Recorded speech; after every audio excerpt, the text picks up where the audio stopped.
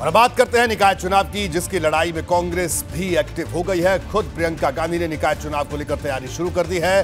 दरअसल प्रियंका ने यूपी में पार्टी की हालात वाली रिपोर्ट तलब की है। 1 महीने पहले बृजलाल खाबरी को प्रदेश अध्यक्ष बनाने के साथ साथ 6 प्रांतीय अध्यक्ष बनाए गए थे, जिन्हें अब तक यह बताना होगा कि उन्होंने बीते 30 दिन में क्या क्या काम किए हैं और यूपी में पार्टी को मजबूत करने का कैसा ब्लूप्रिंट तैयार किया है, क्योंकि सामने निकाय चुनाव है और उसके बाद 2024 में सबसे बड़ी परीक्षा होगी।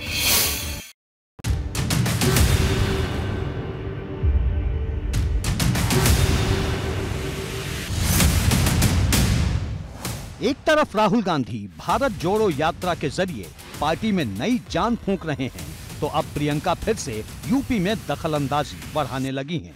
इसे निकाय चुनाव की तैयारी कहिए या फिर लोकसभा चुनाव का शंखनाद, प्रियंका बहुत जल्द टीम खाबरी की क्लास लेने वाली हैं। यूपी के कांग्रेस नेताओं की दिल्ली में क्लास लगेगी। पार्टी के ताजा हालात की रिपोर्ट मांगी गई है। महीने भर में नई टीम ने क्या किया, ये बताना होगा। प्रदेश अध्यक्ष बृजलाल खाबरी रिपोर्ट पेश करेंगे। सभी 6 प्रांतीय अध्यक्ष भी कामकाज का ब्यौरा देंगे। अगले हफ्ते दिल्ली में यूपी कांग्रेस की बैठक होगी, लेकिन बड़ी बात है कि प्रियंका ने फिर से इशारा कर दिया है कि लोकसभा चुनाव में वही यूपी में कांग्रेस को लीड करेंगी, जैसे विधानसभा चुनाव में किया था। प्रियंका न सिर्फ प्रदेश अध्यक्ष और प्रांतीय अध्यक्षों के काम को परखेंगी, बल्कि निकाय चुनाव की रणनीति पर भी मंथन होगा। उत्तर प्रदेश में इस साल के अंत में नगर निकाय के चुनाव होने हैं और 2024 के लोकसभा चुनाव से पहले ये चुनाव काफ़ी अहम है। ऐसे में अब कांग्रेस भी एक्टिव होती नजर आ रही है। खुद प्रियंका गांधी वाड्रा ने पार्टी के नेताओं से रिपोर्ट मांगी है कि अब उत्तर प्रदेश में संगठन का किस तरीके से गठन किया जा रहा है, क्योंकि प्रदेश अध्यक्ष की नियुक्ति को भी लगभग 1 महीना होने जा रहा है। और अब खुद प्रियंका गांधी ने संगठन पर रिपोर्ट अध्यक्षों से मांगी है। निकाय चुनाव में नजर कांग्रेस पर भी होगी और बसपा पर भी, जिसकी जिम्मेदारी पश्चिमी यूपी में इमरान मसूद संभाल रहे हैं।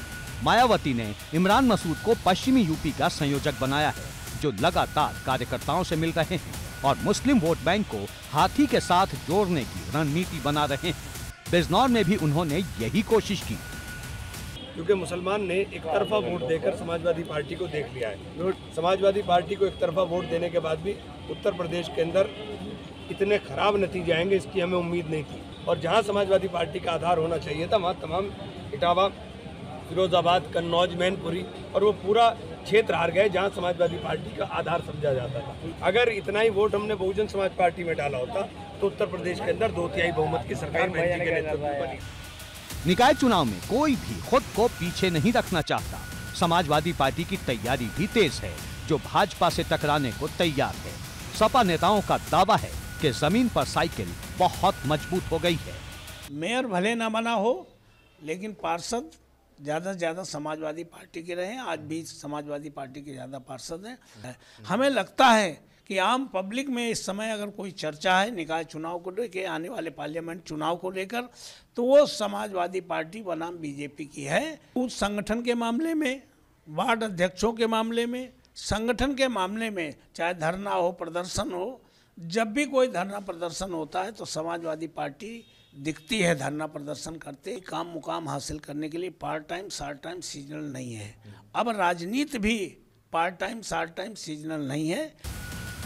समाजवादी पार्टी ने निकाय चुनाव के लिहाज से विधायकों का एक प्रतिनिधिमंडल भी कानपुर भेजा था, जिसने मेयर पद के दावेदारों से मुलाकात की, साथ ही पार्षदों के चेहरे पर भी मंथन किया।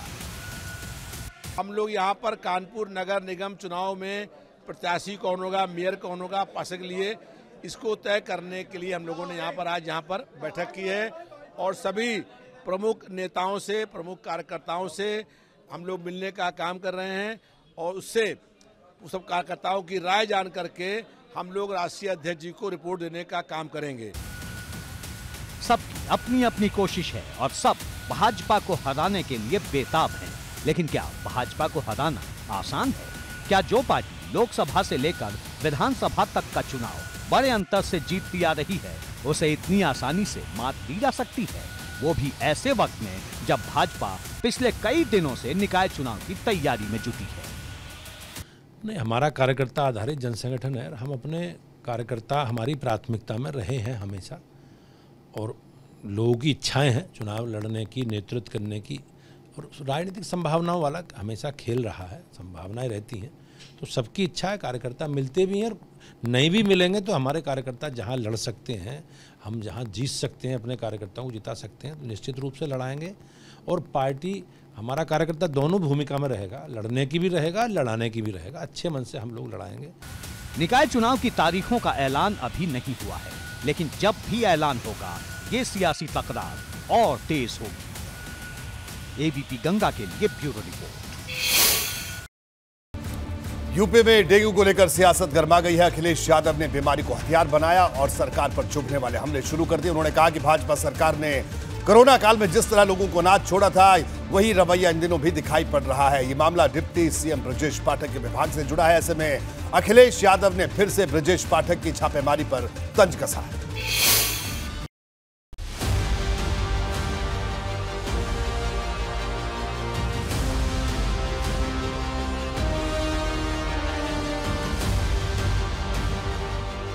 पूरा प्रदेश इस वक्त डेंगू की बीमारी से जूझ रहा है और दूसरी तरफ सपा भाजपा के बीच सियासी युद्ध छिड़ गया है। अखिलेश यादव ने स्वास्थ्य व्यवस्था पर चुभने वाले सवाल खड़े किए हैं। अखिलेश ने कहा, डेंगू का प्रकोप बढ़ रहा है, अब तक कई लोगों की मौत हो चुकी है। इसके बाद भी स्वास्थ्य विभाग व्यवस्था मुकम्मल होने का दावा कर रहा है। डेंगू, मलेरिया, स्वाइन फ्लू समेत अन्य बीमारियों से लगातार मौत हो रही है, जो सरकार की व्यवस्था की पोल खोल रही है। नहीं, मैं समझता हूँ स्वास्थ्य विभाग सतर्क तो है। देखिए, पिछले 2 वर्षों में सारा ध्यान कोरोना की तरफ गया, तो हो सकता है कहीं को चूक उस तैयारी की दृष्टि से कहीं पर हो सकता है कुछ हुई हो, परंतु हमेशा का, हर वर्ष का डेंगू का एक कार्यक्रम रहता था आने का और उसको निपटने का। तो यदि कहीं पर कोई शिथिलता भी है तो तेजी के साथ प्रशासन और हमारा जो चिकित्सा विभाग है उसकी चिंता कर रहा है। ये ठीक है, डेंगू के केस आ रहे हैं और उत्तर प्रदेश की सरकार लगातार स्वास्थ्य सेवाओं को बेहतर करने के लिए काम भी कर रही है, लेकिन कम से कम अखिलेश जी को तो नहीं बोलना चाहिए। समाजवादी पार्टी के शासन का हाल जब देखेंगे तो मुझे लगता है कि उन्हें लगेगा कि भाजपा की सरकार हर मोहरे पर हर तरह से बहुत अच्छा काम कर रही है। अखिलेश यादव ने डेंगू के मामले को लेकर कोरोना काल की याद दिलाई। उन्होंने कहा, भाजपा सरकार ने कोरोना काल में जिस तरह लोगों को अनाथ छोड़ दिया था, वही रवैया इन दिनों भी दिखाई पड़ रहा है। मुख्यमंत्री को निर्देश पर निर्देश देने का शौक है, तो स्वास्थ्य मंत्री को छापेमारी से फुर्सत नहीं, लेकिन इस सब के कोई नतीजे नजर नहीं आते। सरकारी अस्पतालों में हालत वही ढाक के 3 पात वाली दिखती है। डेंगू के खतरे से भाजपा सरकार जिस तरह जानकर भी अनजान बनी हुई है, वो खतरनाक स्थिति है। पिछली वर्ष इस महीने में 18,000 मरीज थे, अब हमारे पास 7,000 मरीज हैं। केवल मीडिया में पैनिक फैलाया जा रहा है। स्थितियां पूरी तरह नियंत्रण में हैं और हर अस्पताल में बेड आरक्षित कर दिए गए हैं। पूरी तरह से प्रशासन लगा हुआ है और हमारी जिम्मेदारी राउंड द क्लॉक हम लोग काम कर रहे हैं। डेंगू की बीमारी पर सियासत जबरदस्त है, क्योंकि अखिलेश का आरोप है कि जहां भाजपा के मेयर और चेयरमैन हैं, वहां हालात ज्यादा बिगड़े हैं। यानी अखिलेश कहीं ना कहीं निकाय चुनाव को लेकर भी निशाना लगा रहे हैं। अखिलेश ने तंज कसते हुए कहा, पता नहीं मुख्यमंत्री की मशहूर 11 और 9 टीमें कहां गईं। कुल मिलाकर अखिलेश ने स्वास्थ्य सेवाओं के बहाने एक बार फिर सीएम योगी और डिप्टी सीएम ब्रजेश पाठक की सतर्कता पर तंज कसा है और इस तरह से डेंगू यूपी की सियासत के लिए नया हथियार बन गया है। एबीपी गंगा के लिए ब्यूरो रिपोर्ट। सियासत से अलग करके अगर इस बीमारी को देखें तो वाकई ये बीमारी यूपी में विकराल होती जा रही है। 24 घंटे में करीब 190 मामले सामने आए हैं। ये वो मामले हैं जिन्हें दर्ज किया गया है, जबकि कई मामले ऐसे भी होंगे जो दर्ज नहीं हो रहे होंगे। यानी डेंगू खतरे की बहुत गंभीर घंटी बजा रहा है। लखनऊ से लेकर प्रयागराज तक और कानपुर से कुशीनगर तक डेंगू का डंक लोगों को डरा रहा है।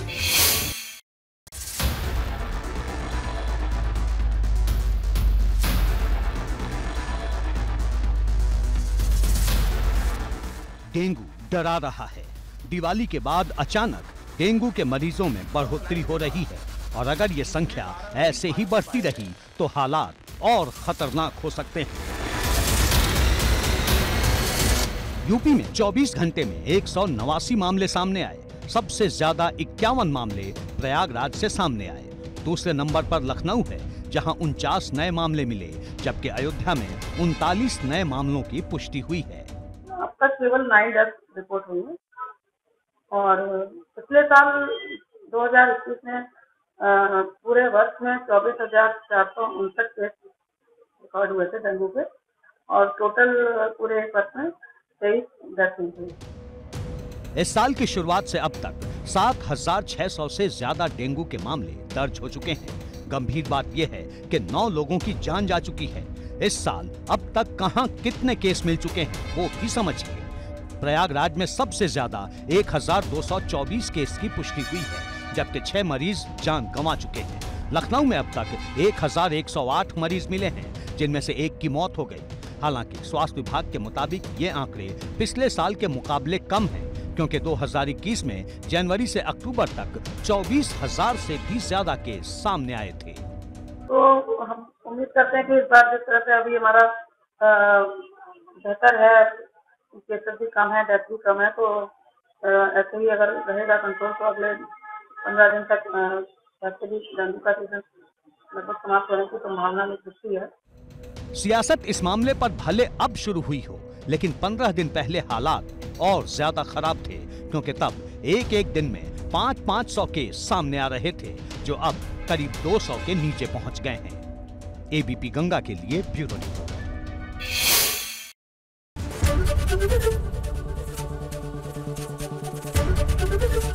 एबीपी गंगा, खबर आपकी, जुबान आपकी।